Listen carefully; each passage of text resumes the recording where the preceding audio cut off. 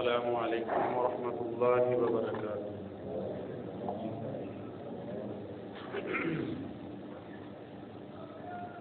الحمد للہ نحمده ونستعینه ونستغفره ونعوذ باللہ من شرور انفسنا ومن سیئات اعمالنا، من يهده الله فلا مضل له ومن يضلل فلا هادي له، وأشهد أن لا إله إلا الله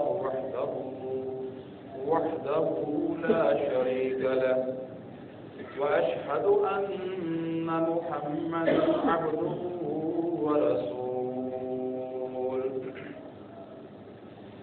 أما بعد فإن خير الحديث كتاب الله، وخير الحدي حدي محمد صلى الله عليه وسلم، وشر الأمور محدثاتها، وكل محدثة بدعة، وكل بدعة ضلالة، وكل ضلالة في النار۔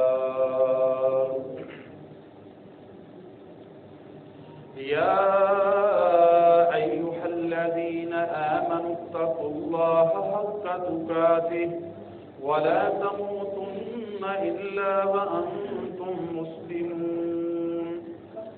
يا أيها الناس اتقوا ربكم الذي خلقكم من نفس واحدة وخلق منها زوجها وبث منهما رجالا كثيرا ونساء، واتقوا الله الذي تساءلون به والأرحام، إن الله كان عليكم رقيبا۔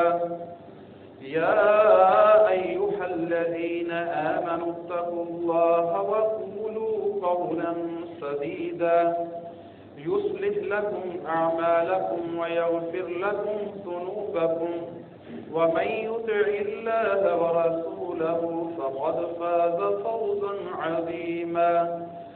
رب اشرح لي صدري ويسر لي أمري واحلل عقدة من لساني يفقهوا قولي، رب زدني علما۔ قال الله تعالى في القرآن المجيد: أعوذ بالله السميع العليم من الشيطان الرجيم، بسم الله الرحمن الرحيم، والعصر إن الإنسان لفي خسر إلا الذين آمنوا وعملوا الصالحات وتواصوا بالحق وتواصوا بالصبر۔ سب تعریفیں اللہ رب العالمین کے لیے، جس نے اس جہاں کو، اس کائنات کو بنایا ہے، اور وہ اللہ ہی اپنی تدبیر کے ساتھ اس کے نظام کو بھی چلاتا ہے۔ کروڑ درود و سلام نبی صلی اللہ علیہ وسلم کی ذات پر، اللہ نے جنہیں چن کر اپنی مخلوق میں سب سے اونچا مرتبہ عطا فرما دیا، اور ان سارے ہی لوگوں کے لیے بھی جو اللہ کے دین کو مانتے ہیں، تسلیم کرتے ہیں اور اسی کے مطابق اپنی زندگی بسر کر رہے ہیں۔ سورۃ العصر اس حوالے سے ہمارے متعدد جمعے ہو چکے ہیں۔ ہم نے یہ بات سمجھنے کی کوشش کی تھی کہ اس سورت کے اندر امت مسلمہ کے لیے کیا پیغام ہے۔ اللہ نے قسم اٹھا کر زمانے کی گواہی کے ساتھ یہ تاکید کے ساتھ یہ بات کہی کہ انسان سراسر خسارے میں ہے، اور خسارے سے نکلنے والے وہ لوگ ہیں جن کے اندر 4 قسم کی صفات ہوں گی، اور وہ چاروں صفات بیک وقت ان کے اندر ہونی چاہیے۔ آمنوا وعملوا الصالحات وتواصوا بالحق وتواصوا بالصبر۔ پہلی شرط یہ ہے خسارے سے نکلنے کے لیے کہ وہ صاحب ایمان ہو، اور دوسری شرط یہ ہے کہ جس ایمان کو اس نے تسلیم کر لیا، قبول کر لیا، دل سے مان لیا ہے، اس ایمان کا جو تقاضا ہے عمل، وہ اپنی زندگی کو ایمان کے مطابق عمل کے سانچے میں ڈال دے۔ اور تیسری بات یہ ہے کہ وہ جس ایمان کو، جس دین کو، جس راستے کو اس نے چن لیا ہے اور بڑی بصیرت کے ساتھ اس نے چنا ہے، اب اس راستے کی دعوت ایک دوسرے کو اس کی تلقین کرنا، یہ اس کی تیسری خوبی ہے۔ اور چوتھی خوبی کہ جب وہ اس کے لیے جو بھی اس کے لیے مشکلات آئیں، دین پر عمل کرنے کی وجہ سے، ایمان کی وجہ سے، عمل کی وجہ سے، یا ایک دوسرے کو حق بات کی تلقین یعنی دعوت دین کی بنیاد پر جو اس کو مصائب اور مصیبتیں، مشکلات آئیں، اس حوالے سے وہ سارے ہی ایک دوسرے کے حوصلوں کو بڑھائیں اور صبر کی تلقین کریں۔ تو یہ چار باتیں جن کے اندر آ جائیں گی، اس کو اللہ نے یہ استثناء دے دیا کہ وہ خسارے والوں میں سے نہیں ہے۔ اور اگر ان میں سے کوئی چیز مس کر بیٹھے تو ہمیں شدید فکر کرنے کی ضرورت ہے کہ ہم خسارے والوں کے اندر شمار کر دیے جائیں گے اور ہم یہاں پر کسی اور ہی ظلم کے اندر، کسی اور ہی خیال کے اندر پڑے رہیں گے۔ گزشتہ جمعہ سے پہلے جو ہم نے اس سورہ کے حوالے سے سنایا تھا، اس میں یہ بات واضح کرنے کی کوشش کی گئی تھی کہ یہ ساری ہی امت جس نے اسلام کو قبول کر لیا، ساری امت ہی خیر پر رہے گی جب تک وہ امر بالمعروف نہی عن المنکر کا فریضہ سر انجام دیتی رہے گی۔ یعنی کہ حق بات کی تلقین ایک دوسرے کو کرے گی، ہر فرد دوسرے کے ساتھ خیر خواہی کے جذبات کے ساتھ اس کی اصلاح کے لیے، اس کی برائیوں سے اس کو دور کرنے کے لیے وہ اپنا کردار ادا کرتا رہے گا۔ تو یہ ساری ہی امت کے ہر فرد کے لیے لازم ہے، چاہے اس کے پاس علم تھوڑا ہے، چاہے اس کے پاس علم زیادہ ہے، چاہے وہ کسی بڑے سٹیٹس پر ہے، چاہے وہ کسی چھوٹے لیول پر ہے، چاہے عمر کے وہ کسی حصے میں ہے، چاہے وہ طالب علم ہے، وہ کسی گھر کا سربراہ یا کسی ادارے کا سربراہ ہے، یا وہ کوئی عورت ہے یا مرد ہے، سب کے لیے یہ لازم ہے امر بالمعروف نہی عن المنکر۔ وہ اپنے منصب کے جس لیول پر بھی ہوگا اس کے لیے یہ لازم ہوگا کہ وہ اس دعوت کو پیش کرے، اس کے بغیر چارہ کار ہے ہی نہیں۔ یہ بات ہم نے سمجھی تھی، اور آج ہم یہ سمجھنا چاہتے ہیں کہ یہ جو دعوت پیش کرنا ہے، یہ کرنا کیسے ہے؟ یہ انتہائی حساس مسئلہ ہے۔ دعوت پیش کرنے کے غلط اندازوں کی وجہ سے، غلط طریقوں کی وجہ سے، اور اس کو اچھے طریقے سے نہ سمجھنے کی وجہ سے کہ ایک انسان بہت جذبہ رکھتا ہے، بڑی اس کی تمنا ہے، اچھی خاصی وہ اس کا ویژن رکھتا ہے کہ میں اللہ کے دین کی دعوت کا کام کروں، میں دوسروں کی اصلاح، ان کے تزکیے پہ ورک کروں، لیکن اس کو اس کا فن نہیں آتا، وہ اس کے فن سے ناآشنا ہے۔ جب تک وہ اس کے سارے اچھے بہترین پیرامیٹرز کو جان نہیں لے گا، جب تک کہ وہ اس کے جو معاملات ہیں اس کو سمجھ نہیں لے گا، اس کی دعوت اس کو پازیٹو رزلٹ دینے کی بجائے نیگیٹو جو نا رزلٹ دے گی۔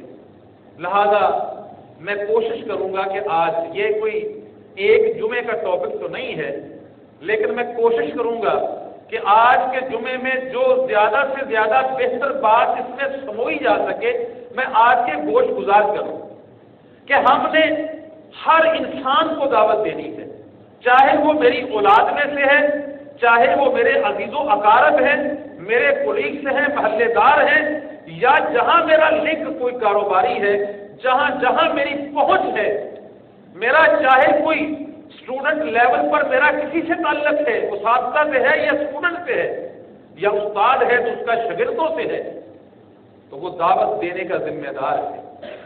اب اس کو کرنا کیسے ہے، ہم اس کو سمجھنے کی کوشش کرتے ہیں۔ سب سے پہلی بات یہ نوٹ کر لیجئے کہ ہم اپنی ڈیلی لائف کے اندر جو ہم کاوشیں کر رہے ہوتے ہیں اس میں سب سے بہترین وقت، کاوش، محنت اور گفتگو وہ ہوتی ہے جو اللہ کی طرف لے جا رہی ہے۔ قرآن مجید کے اندر ہے وَمَنْ أَحْسَنُ قَوْلًا مِّمَّنْ دَعَا إِلَى اللَّهِ وَعَمِلَ صَالِحًا وَقَالَ إِنَّنِي مِنَ الْمُسْلِمِينَ۔ اس شخص سے زیادہ اچھی بات کس کی ہو سکتی ہے جو ایک اللہ کی طرف بلانے والا ہے، ایک اللہ کی طرف لے کے آنے والا ہے، ایک اللہ کی دعوت کو پیش کرنے والا ہے۔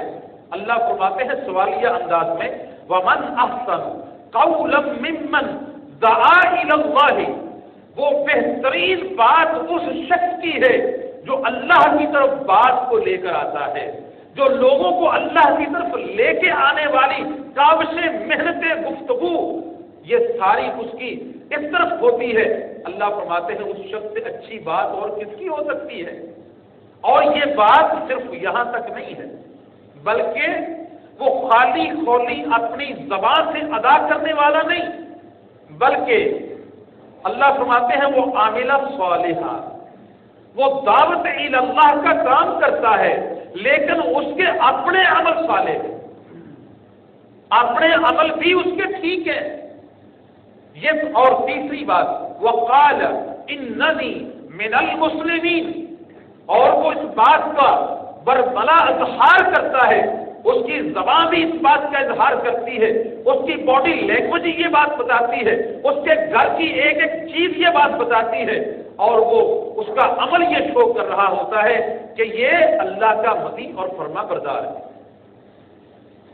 اس کی خوشی غمی، اس کے سارے ایونٹس، اس کے سارے پروگرام، اس کے سارے انداز اس بات کا اعلان کر رہے ہوتے ہیں جو وہ کہتا ہے قال اننی من المسلمین، وہ اس بات کا اظہار کرتا ہے کہ میں اللہ کا مطیع ہوں، اس کا فرما بردار ہوں، میں اس کا اطاعت گزار ہوں، وہ اس بات کا اس کا اظہار ہوتا ہے، اس کی لائف اس کو لوگوں کو بتا رہی ہوتی ہے۔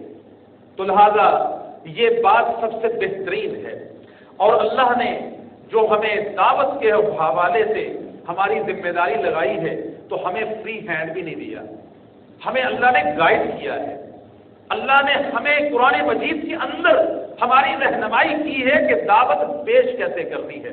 اللہ نے قرآن مجید کے اندر فرمایا ادعو الی سبیل ربک بالحکمہ والموعظۃ الحسنہ وجادلہم باللتی ہی احسن۔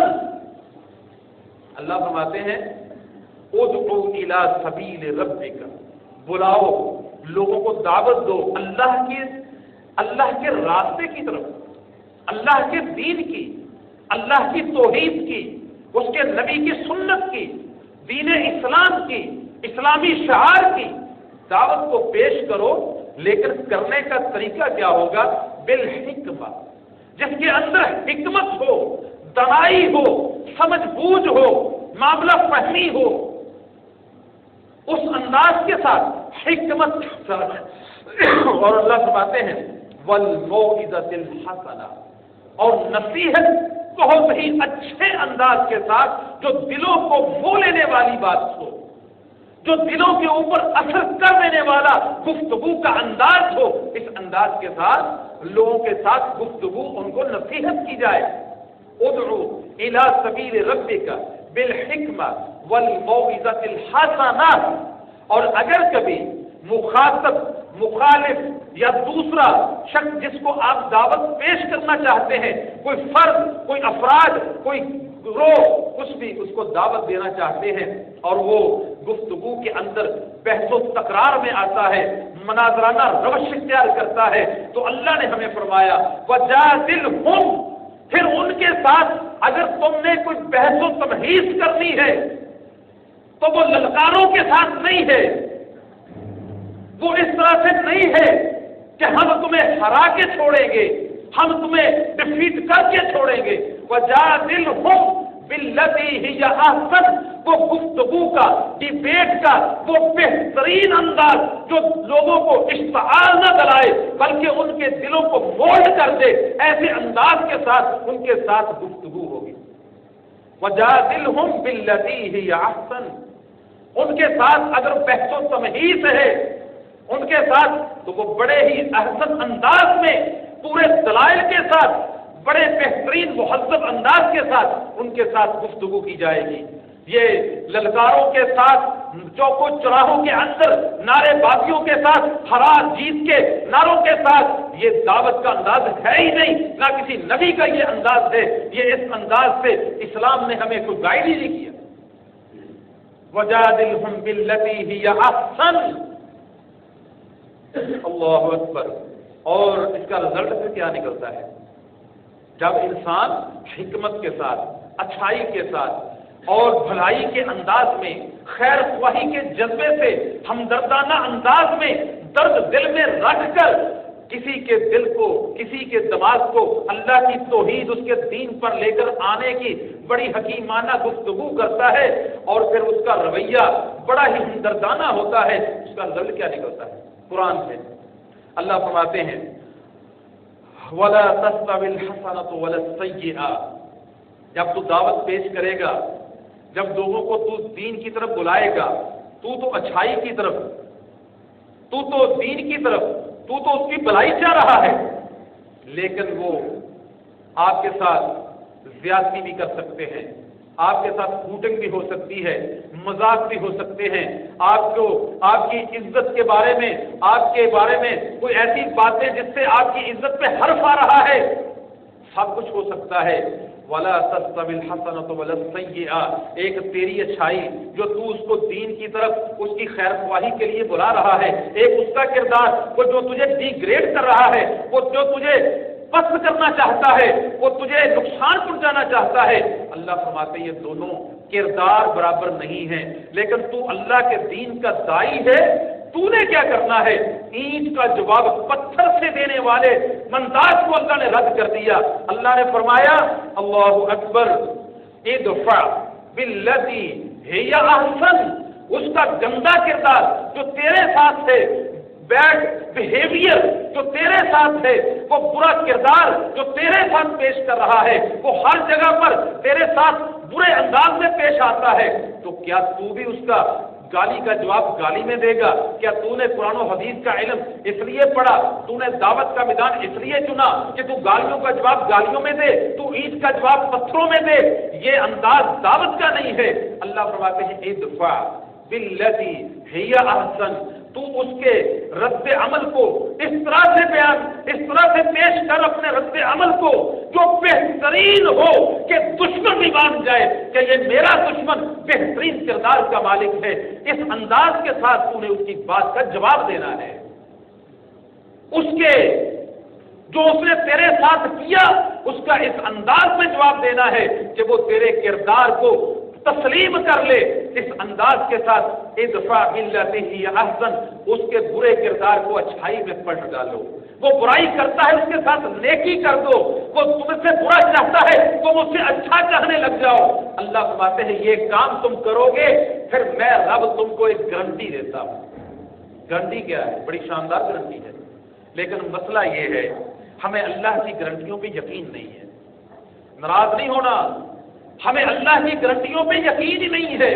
हमें अपनी राय, अपनी सोच, अपनी फिक्र पर बड़ा मान होता है, अपने विजन पर बड़ा मान होता है। अल्लाह कुरान में कुछ बयान कर दे, हमें उसकी समझ नहीं आ रही होती, जबानों से बयान करके तो हम कह देते हैं अल्लाह ने ऐसे फरमाया, पर दिलों के अंदर उसका असर कोई नहीं होता।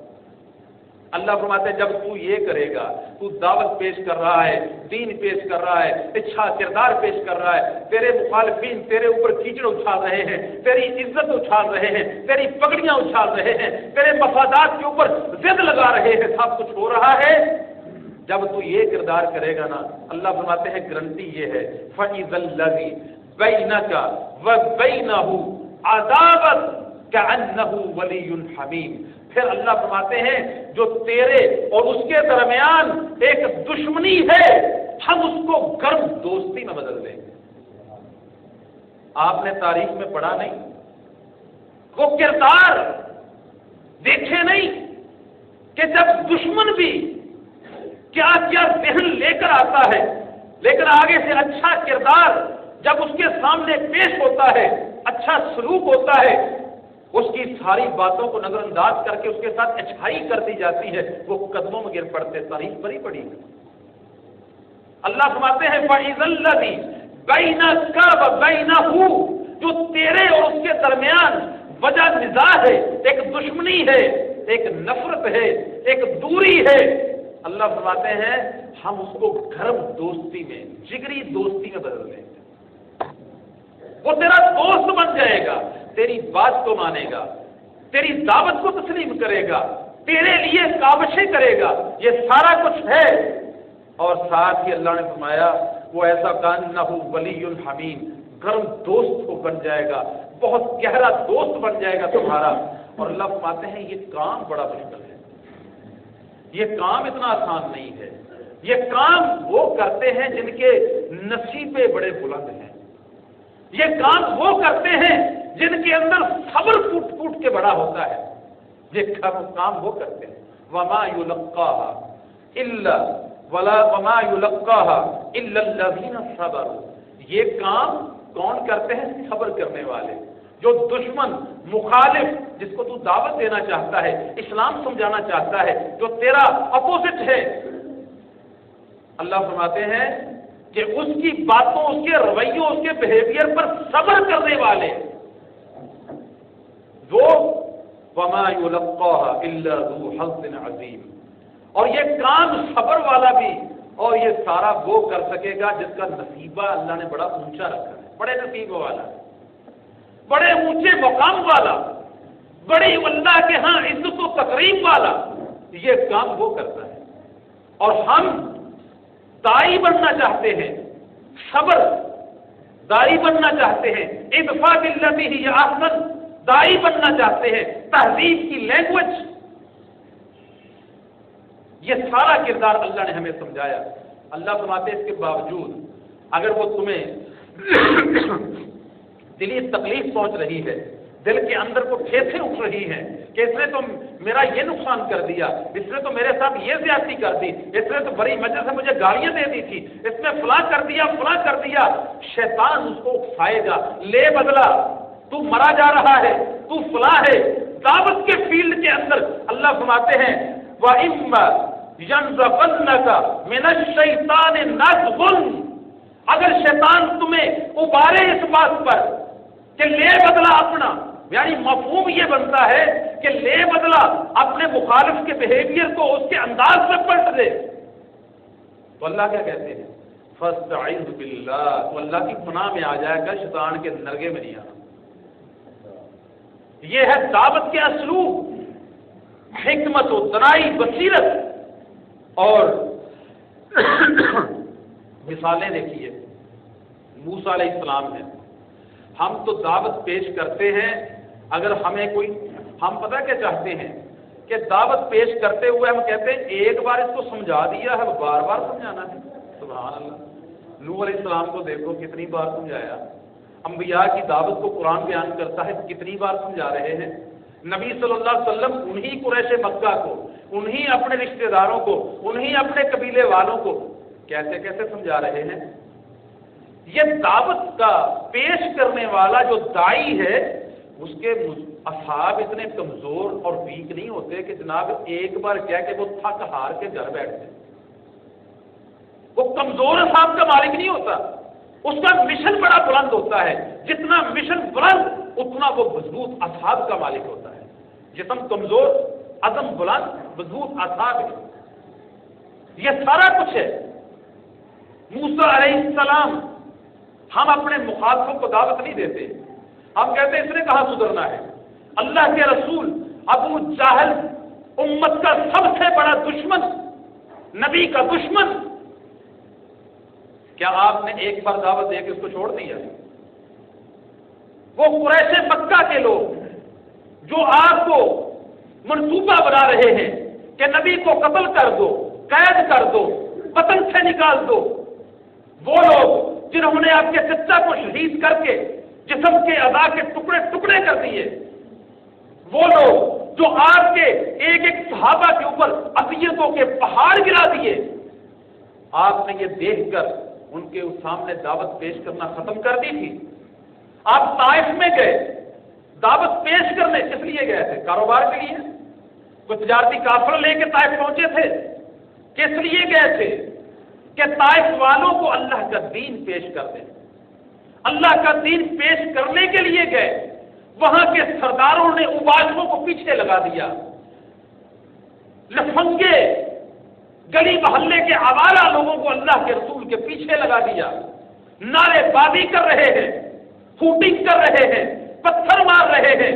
جائیے حدیثیں اٹھا لیجیے۔ اور کیا منظر تھا، اللہ کے رسول زخمی ہیں، آپ کے جسم سے خون بہ رہا ہے، جوتے خون سے بھر چکے ہیں، سارا کچھ ہے۔ ایک بات کے اندر پناہ لے لی، جبرائیل علیہ السلام حاضر ہوتے ہیں، کہتے اللہ کے رسول اگر آپ کہیں پہاڑوں کا فرشتہ فلاں فرشتہ آپ کی مدد اور نصرت کے لیے موجود ہے، اللہ پوچھتے ہیں کیا ان کا حال کر دے کچھ؟ فرمایا ان کو کچھ نہیں کہنا، یہ نہیں تو ان کی نسلیں سدھر جائیں گی، یہ نہیں تو ان کی نسلیں سدھر جائیں گی۔ میرے بھائیوں، یہ تو انبیاء کا کردار ہے۔ ہم تو ایسے فتوے بازی کرتے ہیں کہ ایک مسلمان کلمہ پڑھتا ہے، عمل میں کمزور ہے، عقیدہ خراب ہو چکا ہے، ماحول اس کے اوپر اثر انداز ہو چکا ہے، ہم اس کو اسلام سے جناب کمان میں ڈال کے ایسے پھینکتے ہیں کہ اسلام کے دائرے سے ایک بار کا۔ یہ ہمارا انداز ہے، ہمارے اسلاف کا یہ انداز نہیں تھا۔ میرے بھائیوں، اب دیکھیے عیسیٰ علیہ السلام ہیں، ان کے ماننے والے عیسائی، ان کا کیا عقیدہ ہے؟ اللہ کا بیٹا ہونے کا عقیدہ، تثلیث کا عقیدہ، جو سب سے بڑا شرک ہے۔ قیامت کا دن وہ منظر دیکھیے، نبی لوگوں کو جہنم کا ایندھن بنانے کے جو نہ خواب نہیں دیکھتے، وہ لوگوں کو پکڑ کے جنت کا باسی بنانا چاہتے ہیں۔ میدان حشر ہوگا، قرآن ہے، میدان حشر ہوگا، اللہ پوچھیں گے اے عیسیٰ کیا تو نے اور تیری ماں نے یہ بات کہی تھی کہ مجھے چھوڑ کر تمہیں الہ بنا لے؟ یہ تیرے بعد اور کیا کہتے ہیں کہ اے اللہ تو ہمارے سارے معاملات کو جانتا ہے، اب اگر انہوں نے یہ کیا ہے شرک ہے، نبی کہتا ہے اللہ پڑھ لا بجانا چھوڑ دے اگدے میں سنانے سے کچھ نہیں کیا۔ فرمایا اللہ اگر تو معاف کر دے تو تیرے ہی بندے۔ کن کو کہا جا رہا ہے؟ کن کے بارے میں ہوگا؟ اے اللہ یہ تیرے ہی بندے ہیں، اگر تو ان کو معاف کر دے تو تو مالک تجھے کون پوچھنے والا ہے۔ یہ نبی کا کردار یہ ہے کہ جو دوسرا انسان ہے وہ کوشش یہ ہے جہنم سے بچ جائے، کوشش یہ ہے جنت کا باسی بن جائے۔ ہمارے ہاں ایسی ایک ذہنیت پیدا کر دی گئی کہ دوسرے بندے کا ویژن برداشت ہے ہی نہیں، اور ایک لمحے کے اندر ہم اسلام سے خارج کر کے اس کے دنیا سے ہی آگے بھیج دیتے ہیں۔ یہ ہمارا کردار بن چکا معاشرے کے اندر۔ اللہ کیا فرما رہے ہیں؟ موسیٰ علیہ السلام کی ڈیوٹی لگائی کہ جاؤ فرعون کی طرف۔ کون ہے فرعون؟ کہتا تھا انا ربکم الاعلی، میں سب سے بڑا رب ہوں۔ ایسے دعوے دار کو بھی اللہ دعوت کے لیے موسیٰ اور ہارون کو بھیج رہے ہیں۔ نصیحت کیا کر رہے ہیں؟ نصیحت کیا کر؟ جاؤ جا کے فرعون کے اوپر فتویٰ ٹھوک دو، یہ نصیحت کر رہے ہیں؟ نہیں، اللہ نے نصیحت کیا کی؟ اذهبا الى فرعون انه طغى، جاؤ دونوں، اے موسیٰ اور ہارون جاؤ دونوں فرعون کی طرف، وہ بڑا باغی ہو چکا ہے، طغى بڑا باغی ہے۔ اور کیا کرو؟ اتنا بڑا باغی کہ اپنے آپ کو رب العالی کہتا ہے، سب سے بڑا رب مانتا ہے، کہلواتا ہے، منواتا ہے۔ لیکن جا کے کیا کرنا ہے؟ فَقُولَا لَهُ قَوْلًا لَيِّنًا، جاؤ اس فرعون کے پاس اور اس سے بات بڑی میٹھی، نرم، اٹریکٹو، جو اس کے دل میں رچ بس جانے والی ہو اس انداز میں اس کو میرے دین کی دعوت پیش کرو۔ کس کو کہا جا رہا ہے؟ کس کے بارے کہا جا رہا ہے؟ فرعون کے بارے میں۔ موسیٰ علیہ السلام کی ڈیوٹی، ہارون علیہ السلام کی ڈیوٹی کہ جاؤ، بڑا باغی تو ہے وہ، پر دعوت پیش کرنی ہے۔ فَقُولَ لَهُ قَوْلًا لَيِّنًا، اس کو نرم انداز میں جا کے سمجھاؤ، اچھے انداز میں جا کے سمجھاؤ۔ پھر لَعَلَّهُ يَتَذَكَّرُ أَوْ يَخْشَىٰ، شاید کہ وہ نصیحت پکڑ لے اور وہ اللہ سے ڈر جائے۔ ہماری نا امیدی اور مایوسی کی حالت یہ ہے، اللہ اتنے بڑے باغی کے بارے میں بھی موسیٰ علیہ السلام سے کہہ رہے ہیں کہ نرمی سے جا کے اچھائی کے ساتھ اس کو دعوت پیش کرنی ہے، شاید کہ وہ سدھر جائے، نصیحت پکڑ لے اور اللہ سے ڈر جائے۔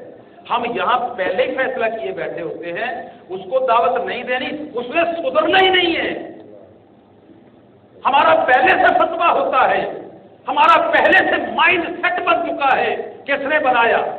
یہ شیطان نے ہمارے ذہنوں کے اندر یہ باتیں ڈالی ہیں کہ جناب وہ نہیں سدھر سکتا، چھوڑو اس کو۔ لیکن میرے بھائیوں یہ انداز ہیں۔ اور ابراہیم علیہ السلام، اللہ اکبر، سورہ بقرہ ہے، سورہ بقرہ کے اندر ابراہیم، پھر دوسری اہم ترین دعوت کے اندر ایک اور بات کہ مناظرانہ انداز میں دوسروں کو سمجھایا نہیں جا سکتا،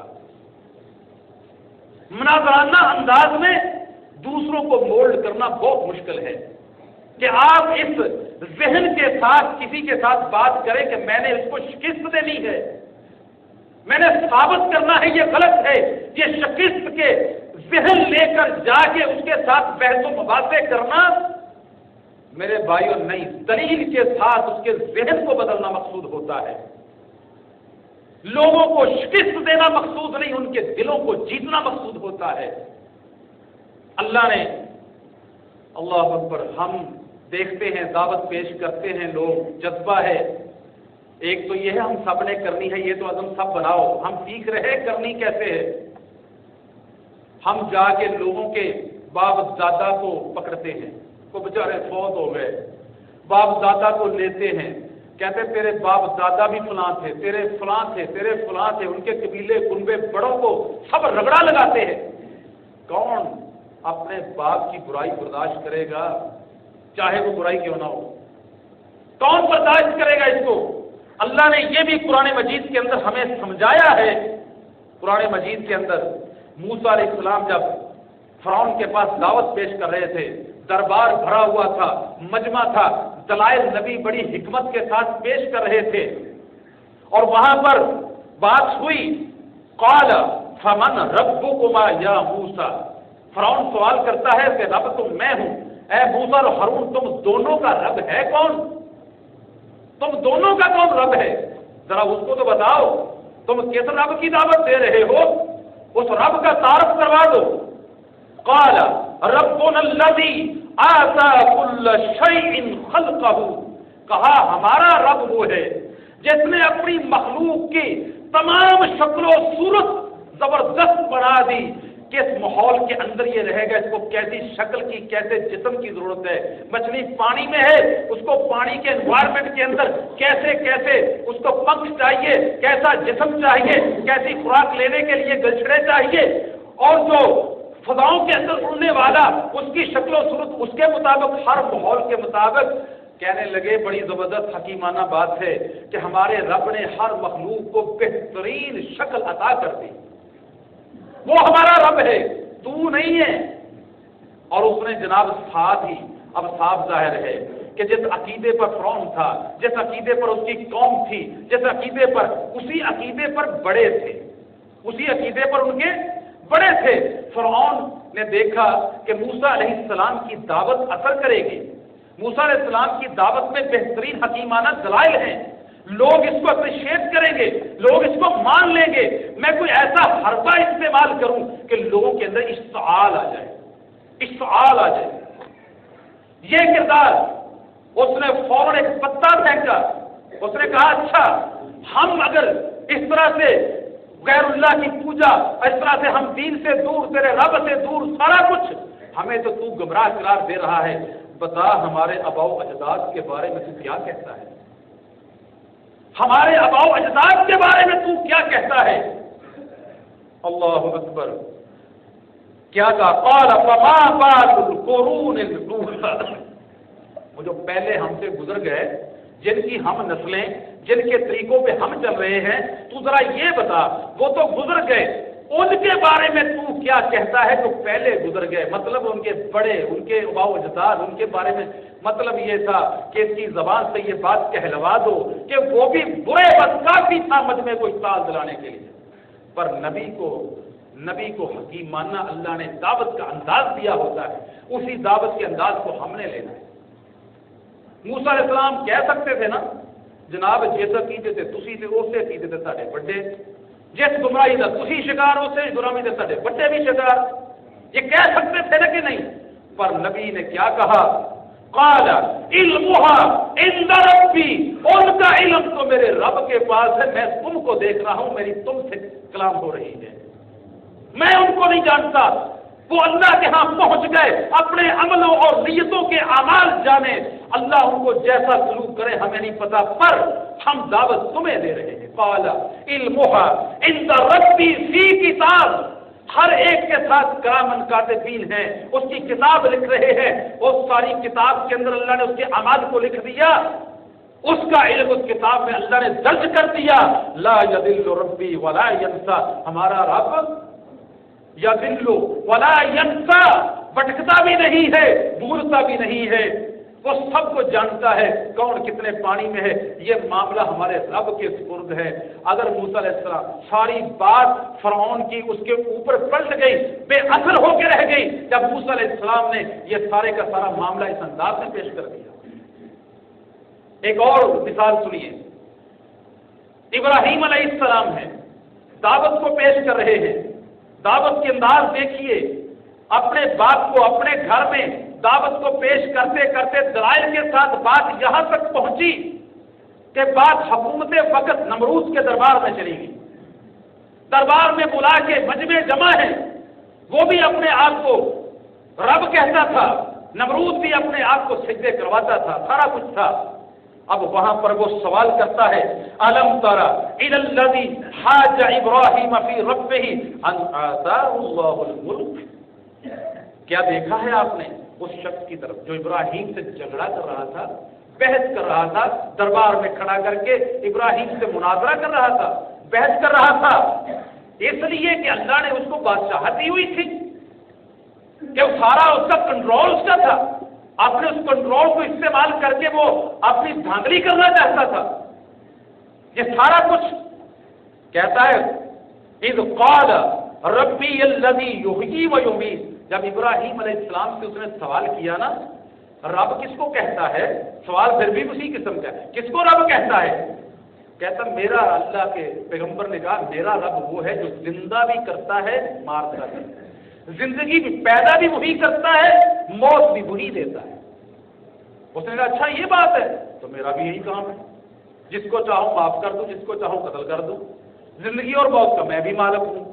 یہی بات اللہ نے فرمائی، قال انا احیی و امیت، کہنے لگا یہ کام تو میں بھی کرتا ہوں، جس کو چاہوں زندہ رکھوں، جس کو چاہوں مار دوں۔ تو تیرے رب کا کیا کمال ہے؟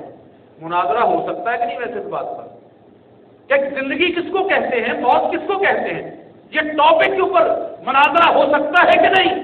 پر نبیوں کا انداز یہ مناظرانہ نہیں ہے۔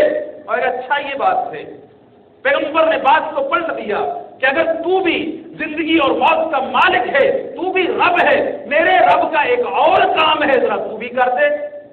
کہا وہ کیا؟ فرمایا قال ابراہیم فإن اللہ یأتی بالشمس من المشرق فأت بها من المغرب، اگر تو بھی رب ہے، میرے رب کی تو صفت یہ ہے کہ مشرق سے سورج کو نکالتا ہے، اگر تو بھی پاورفل ہے، زندگی موت کا تو بھی مالک ہے، تو اس کو مغرب سے نکال دے۔ فَبُهِتَ الَّذِي كَفَرَ، دلائل کے اندر اس لاجواب ہو گیا، حیران ہو گیا، منہ بند ہو گیا اس کا، اور مجمع سمجھ گیا بات کیا ہے۔ میرے بھائیوں یہ دعوت کے اسلوب ہیں، یہ دعوت کے انداز ہیں۔ وقت تھوڑا ہے، ایک اور بات سن لیجئے، یہ جو حکمت و دانائی بصیرت ہے، یاد رکھیے یہ اللہ کا عظیم تحفہ ہے، قرآن مجید کے اندر ہے وَمَن يُؤْتَ الْحِكْمَةَ، جس کو اللہ نے حکمت دے دی، سمجھ بوجھ معاملہ فہمی دے دی، اور وہ معاملے کو جان کر سمجھ کر اس کے مطابق اس کو ڈیل کر کے مسائل کو حل کرنے کا اللہ نے اس کو ملکہ دے دیا ہے۔ اللہ قرآن میں فرماتے ہیں فَقَدْ أُوتِيَ خَيْرًا كَثِيرًا، ہم نے اس کو بہت عظیم بڑی بڑی بلائی جو ہے نا اس کو عطا کر دی ہے، بڑی بلائی عطا کر دی ہے۔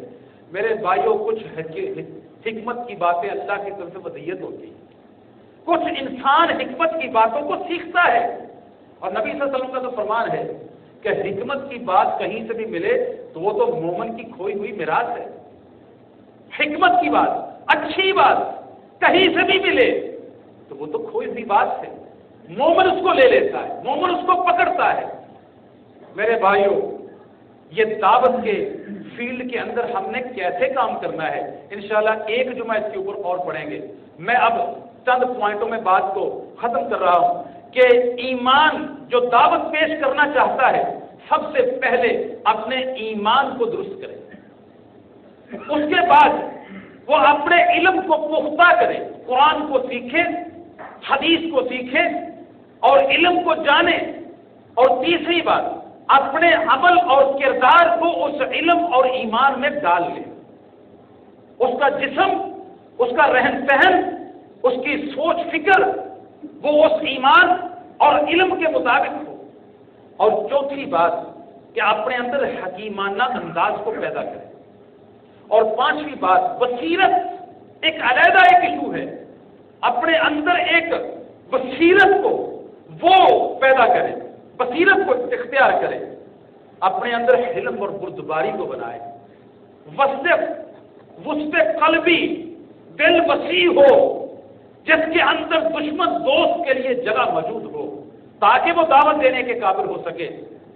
اور یاد رکھیے مخاطب کی عزت اور اس کا مقام کا لحاظ کرنا اور اس کے مطابق اس کو دعوت دینا یہ ہمارے دین کا حصہ ہے۔ گدھے گھوڑے کو سارا ایک ہی ہم سمجھ سب کو ایک ہی لاٹھی سے ہانک دیں یہ مطلوب نہیں ہے۔ ہر انسان کو اس کے سٹیٹس کے مطابق، اس کے مرتبے کے مطابق، اس کی عزت کے مطابق ہم نے اس کو ڈیل کرنا ہے۔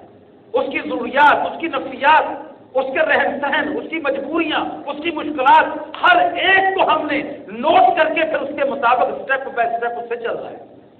اور دعوت دینے والا مستقل مزاج